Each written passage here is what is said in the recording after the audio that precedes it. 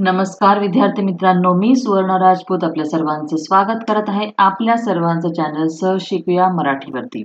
तुम्हा सर्वांना माहितीच आहे की मराठी नंतर आता आपण हिंदी विषयाला सुरुवात केलेली आहे। तो आज हम पढ़ेंगे हिंदी सुलभ भारती 7वीं कक्षा पाठ क्रमांक 2। ये कविता है फूल और कांटे। तो चलो हम देखते हैं कविता फूल और कांटे। पहले कवि का परिचय कर लेंगे। अयोध्या सिंह उपाध्याय, जन्म 1865 आजमगढ़ उत्तर प्रदेश में हुआ था। मृत्यु 1947। रचनाएं प्रिय प्रवास, पद्य प्रसून, वैदेही वनवास, अधखिला फूल, प्रेमकांता आदि। परिचय अयोध्या सिंह उपाध्याय जी का खड़ी बोली हिंदी के प्रारंभिक कवियों में मूर्धन्य स्थान है। आप हिंदी के एक आधार स्तंभ है। प्रस्तुत कविता में कवि ने यह स्पष्ट किया है कि मनुष्य विशिष्ट कुल में जन्म लेने से नहीं बल्कि अपने कर्मों से बड़ा बनता है। इस कविता में हमें क्या बताया है कवि ने कि हमारे कर्मों से हम जो काम करते हैं उस काम से ही हम बड़े बनते हैं, हमें सम्मान मिलता है। देखो यहाँ पे विचार मंथन पे एक लाइन दी गई है, भूल कर भी न करे भूल, बने फूल नहीं शूल। निम्न आधार पर हमें चर्चा करनी है। हम पहले कविता का अर्थ समझ लेते हैं, उसके बाद में इस लाइन का इस जो पंक्ति है ये जो इसका विचार मंथन करेगी, इसके बारे में चर्चा करेगी। मैं पहले कविता पूरी पढ़ती हूँ, उसके बाद में आपको अर्थ बताती हूँ।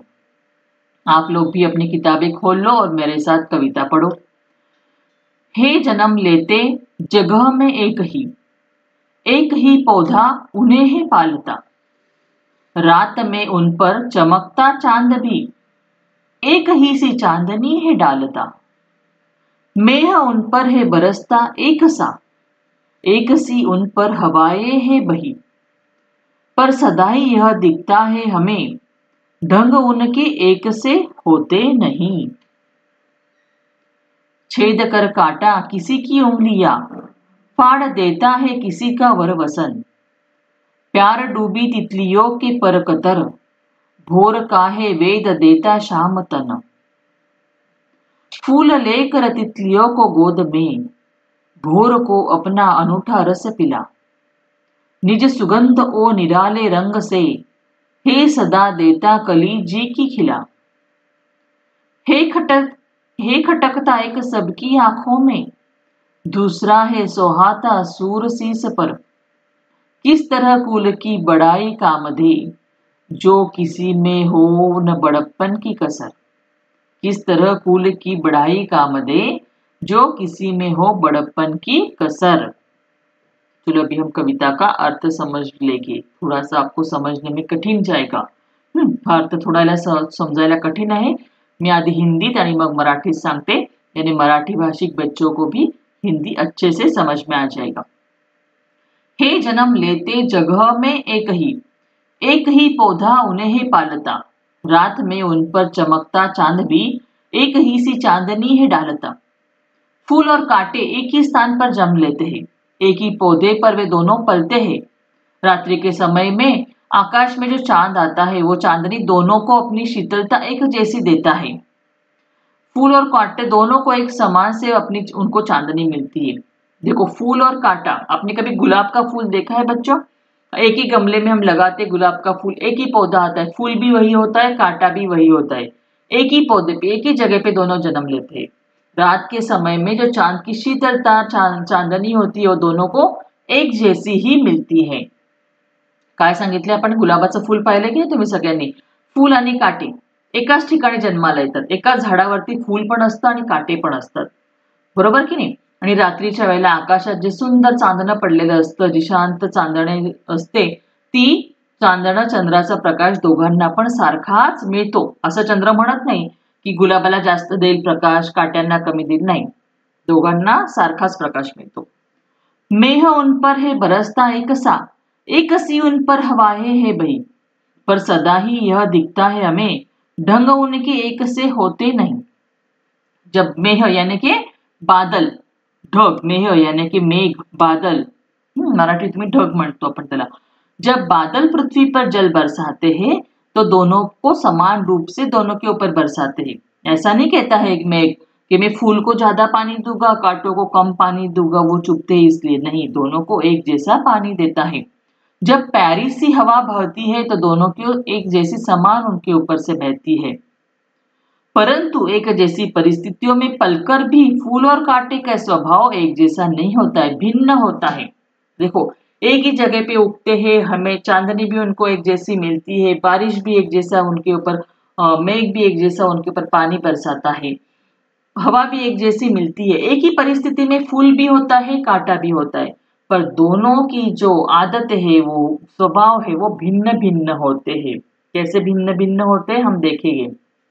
काय सांगितले इथे की ढग दोघांना, फुलांना आणि काट्यांना सारखाच पाऊस देतात, बरोबर।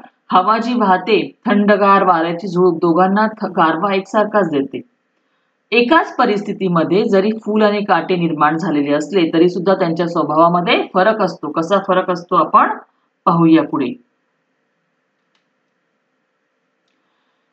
छेद कर काटा किसी की उंगलियां, फाड़ देता है किसी का वरवसन, प्यार में डूबी तितलियों के पर कतर, भोर काहे वेद देता है शामतन। काटा क्या करता है, किसी की भी उंगलियों को छेद कर घायल कर देता है। काटा लगने से देखो हमारी उंगली में से खून निकल आता है, तो वो क्या करता है, हमारी उंगली को छेद कर घायल कर देता है। किसी के सुंदर वस्त्र फाड़ देता है, वरवसन, वर यानी कि सुंदर, श्रेष्ठ, वर यानी सुंदर वस्त्र। देखो यहाँ पे शब्दार्थ दिए हैं, वर यानी श्रेष्ठ सुंदर और वसन यानी कि वस्त्र, किसी के सुंदर वस्त्र फाड़ देता है। हमारे कपड़े अगर कांटे में अटक गए, गुलाब के पौधे के पास से हम जाते हैं तो हमारे कपड़े अगर कांटे में अटक गए तो फट जाते हैं। तो कांटा क्या करता है, सुंदर वस्त्र फाड़ देता है। जब फूलों पर आकर्षित होकर सुंदर तितलियां प्यार से फूलों को पास आती है तो कांटा उनके पंख काट देता है। जब तितलियां, बटरफ्लाई, तितली यानी कि क्या, बटरफ्लाई जब फूलों के पास आती है तब कांटे उनको चुभते हैं और तितलियों के पंख नाजुक होते हैं, कांटे की वजह से वो भी कट जाते हैं, कतर जाते हैं, यानी कि कट जाते हैं वो भी। भोर काहे वेद देता शामतन, भोर के शरीर को भी वो छेद देते, शाम यानी कि काला, तन यानी कि शरीर, भोर यानी भोरा जो होता है ना, उसके काले शरीर को भी ये कांटे क्या करते हैं, वेद देते हैं, यानी कि छेद देते हैं, काट देते हैं उसे भी। ऐसे कांटे होते हैं। कांटे क्या करतात, किसी की काट कर उंगली आहे, यानी की आपण जेव्हा फूल तोडायला जातो आपल्या बोटाला काटा लागतो, बरोबर आहे की नाही, आपल्या बोटातून रक्त येतं थोडंसं, तर आपल्या बोटात किसी की उंगली आहे म्हणजे आपली बोटांना त्रास, काटून ते लागतं काटा। आणि काय काय कधी कधी आपण गुलाबाच्या झाडाच्या शेजारून जातो पहा, आपला कपडा जर त्याच्यात अडकला, आपले कपडे अडकले तर काय होतात, आपले कपडे फाटून जातात। वर म्हणजे सुंदर आणि वसन म्हणजे वस्त्र म्हणजे कपडे, सुंदर असे कपडे आपले फाटून जातात। अगदी प्रेमाने जेव्हा तितलिया म्हणजे फुलपाखरू या झाडाजवळ येतं, गुलाबांच्या फुलांवर येतं, त्यावेळेला हे काटे काय करतात, त्यांच्या पंखांना सुद्धा टोचतात, त्यांचे पंख कापून टाकतात, म्हणजे त्यांना कट लागतो, कतर जात आहे, कारण फुलपाखराचे पंख अतिशय नाजूक असतात। भोर म्हणजे भवरा, भिंगा असतो ना, भुंगा म्हणतो आपण, तर तो भुंगा जेव्हा फुलांच्या जवळ येतो तेव्हा त्याचं श्यामतन म्हणजे त्याचं काळ्या शरीराला सुद्धा हे काय करतात, छेदून टाकतात, त्याला आपण टोचतात।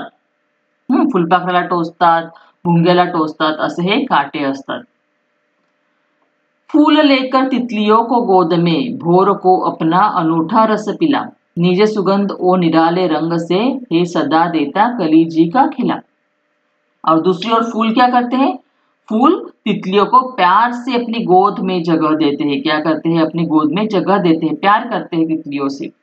भोरों को अपना रस पिलाते हैं, अपनी मदमाती सुगंध और रंगों की निराली छटा से सभी का मन प्रसन्न कर देते हैं।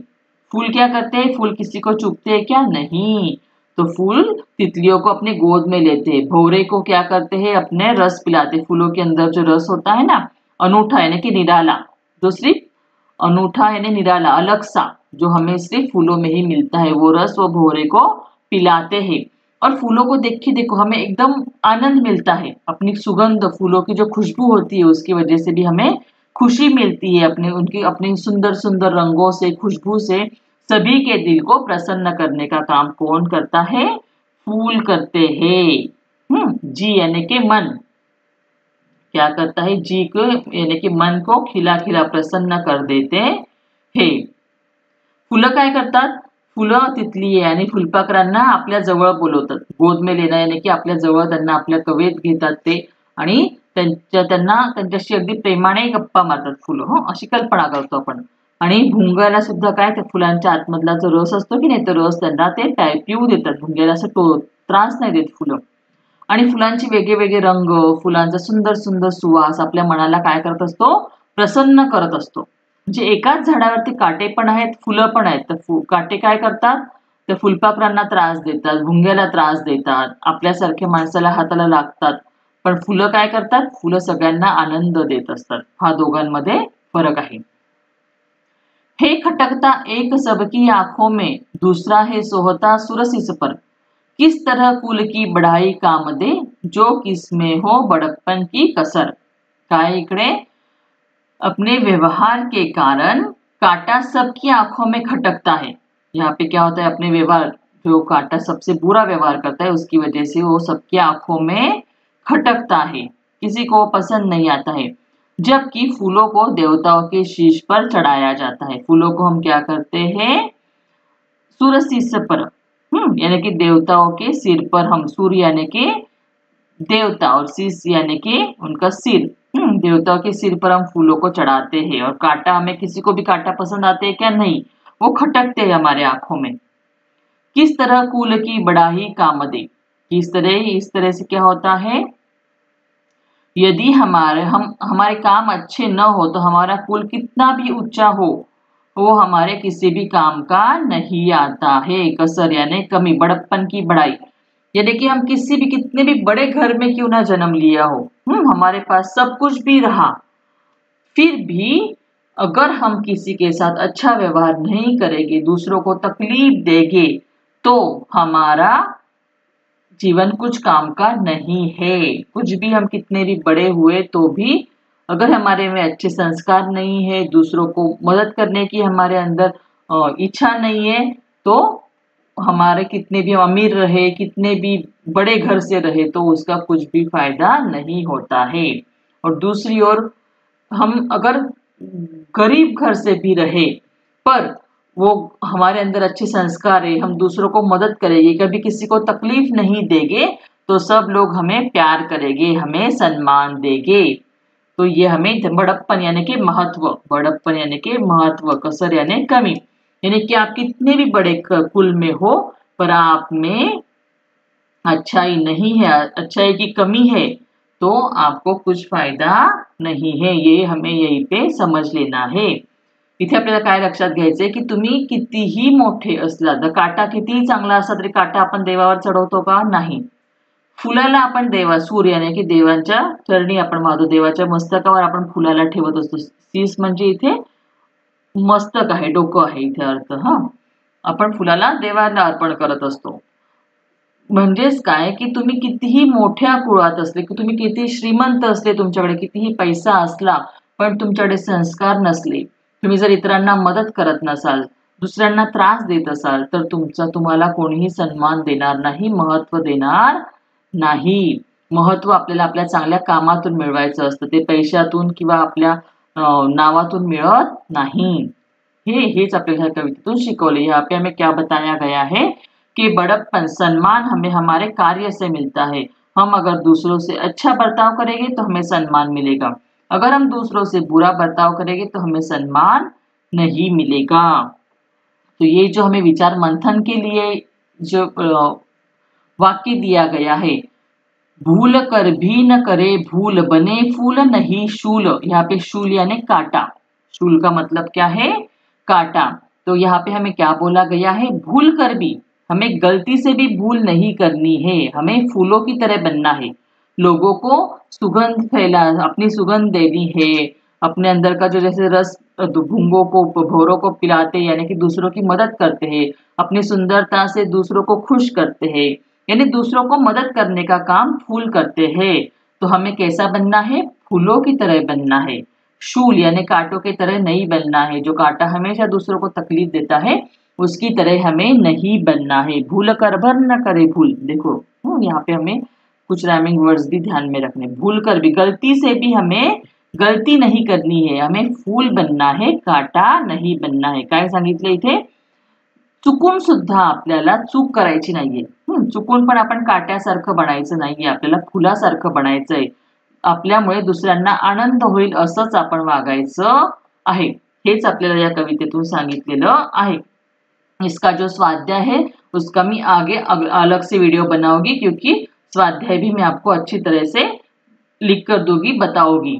तो आप अच्छी तरह से वो समझ पाओगे। तो अभी कविता आप ध्यान में लो।